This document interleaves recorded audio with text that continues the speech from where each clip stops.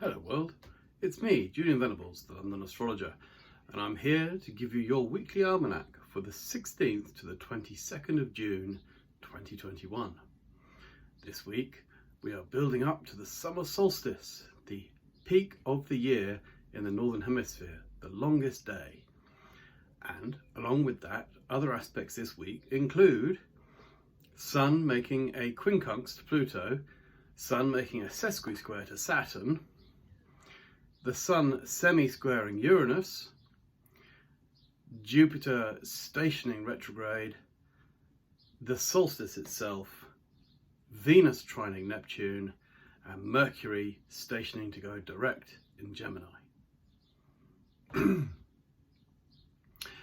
So it's quite a challenging or difficult start to the week in a way, because even though the Sun is in Gemini, which makes things fairly light and sparkly and agile and movement and easy to communicate, it is making alignments to a couple of planets over on Wednesday the 16th and again leading up to Saturday the 19th, which could be considered to be mildly challenging. And that is to say, it's about making little adjustments. So on the 16th of June, we have a sense of the Sun lining up to Pluto. Pluto is ultimately about ambitions and setting and taking control or dominating something. And the Sun is about having an awareness of that. So there's a sense of communications being dominated by a pressing matter. And if you look at the news today, you'll see how that is playing out. On Friday the 18th of June, there's the first quarter moon. Now this is 1 week after the solar eclipse in Gemini. So the first quarter moon is in Virgo.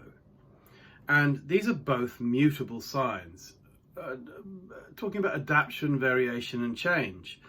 And an eclipse is a new path or a new beginning.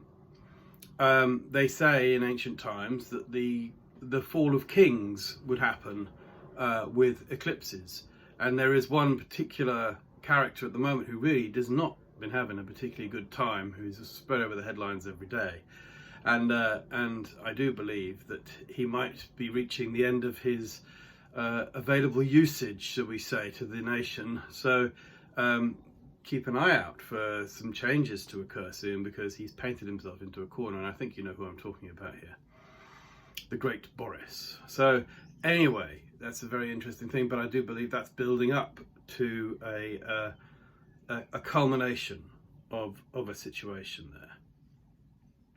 But the first quarter moon, generally speaking, is about being willing and adapting again to making some changes in your life. What direction is it that you're really going to go into? How can you really sort things out here? And what is your new beginning? And this first quarter moon on Friday the 18th is about that, is recognizing that. You might like to write it down, you might like to take note of it and just get together what's happening for you that day, to really start to focus in on how it is you want to move forwards or move into your new portal, your new potentiality. Saturday the 19th of June brings us to the Sun making a sesquiquadrate to Saturn. That's a mildly tense aspect. It's a square and a half. It's called a sesquiquadrate. So these are really, it could be a time of agitation. And again, what you've got here is, if you look at the larger picture, the mundane picture, or the national picture, if you like, then there's some agitation going on. In your own life, there might be that you're trying to make some changes. Again, everything's very changeable at the moment. I use these words a lot because the Sun's in Gemini, because Mercury's in Gemini. So the sesquisquare is to Saturn in Aquarius. So this is air to air. So there's something about communications. There's something about working within communications, or commitment, duty and obligation within the sphere of communications. And therefore, there might be some agitation. Is there more work to be done? Is there more effort to be put into certain things? How can you get your message across to people in a more effective way? So these are the sort of things that you can be looking for around about Saturday the 19th. Now, on Sunday, June the 20th, Jupiter, the great benefactor, the great benevolent planet, is stationing to go retrograde. Now, this is when Jupiter holds a lot more power. It's in its own sign at the moment. It's in one of the signs it rules, which is Pisces. So there has been a glorious sense of greater feeling and emotion and connectivity, as an undercurrent, even, if you like, within the world at the moment. People are really feeling for each other. And on Sunday the 20th, because Jupiter's holding its space there for a few days, there'll be added emphasis, quite a lot of strength and power coming through at that time for understanding things, for philosophizing things, for learning, maybe for some traveling of a kind, some sort of movement, because Jupiter likes to move around. It likes to go places. It's the pilgrimage. It's this idea of going places, you know, sacredness, and it's also about higher education and learning. So there's a sense of you know, what is there to experience in the world, as it were. But it's coming across in an emotional sign, a water sign of Pisces. So there's the ripples, the waves, the depth of experience is really coming through here. And more to the point is Jupiter's going to be going back into Aquarius at the end of July, and then it comes back into Pisces again in December. So when Jupiter's going back into that air sign of Aquarius, so something that starts now is there's some unfinished business with Aquarius to do.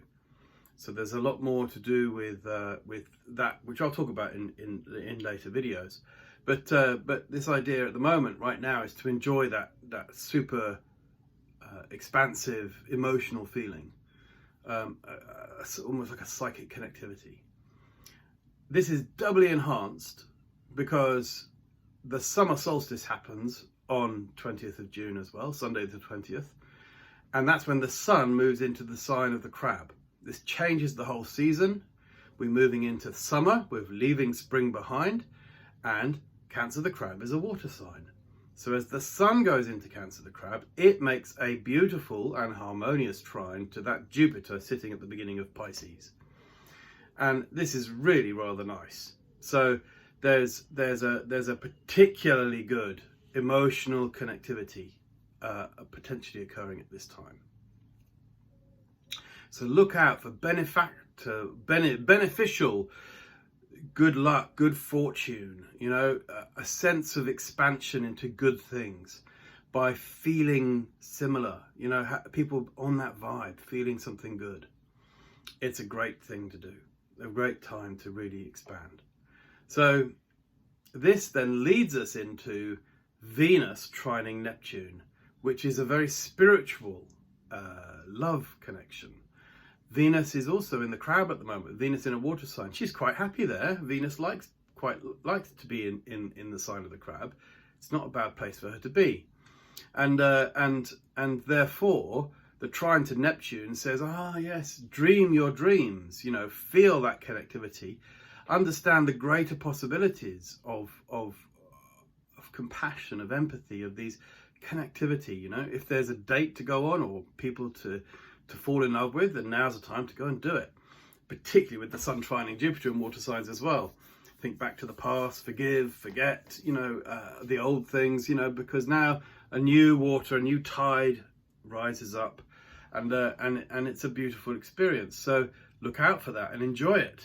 There's nice things to happen here, and people will be needing good news for that. On Tuesday the 22nd, Mercury finishes its retrograde and goes direct in its own sign of Gemini. This, of course, is been a very interesting retrograde because Mercury rules Gemini. So, you know, it's been a fascinating one in that we've got so much thinking and so many ideas and so much connectivity going on. And in a way, what we've got here now is there's still a lot to go through because Mercury will go direct It does go direct on Tuesday the 22nd. It will eventually, in future videos, I'll be talking about how it goes back to connect to Neptune in Pisces with a square, which is a difficult aspect. It will then go on to finding its place where it was at the eclipse. That's going to happen July the 1st and July the 2nd. So, you know, there's still quite a lot to play out with that Mercury in Gemini, but thoughts will start to become a lot more clearer. And maybe some things have been discounted, but in order to maybe take up the new ideas, you know, at the moment, maybe it's not the right time to completely fix on what you really want to do with some of the good ideas you've been having. So just let that process ride through a bit more first before making a firm decision about anything.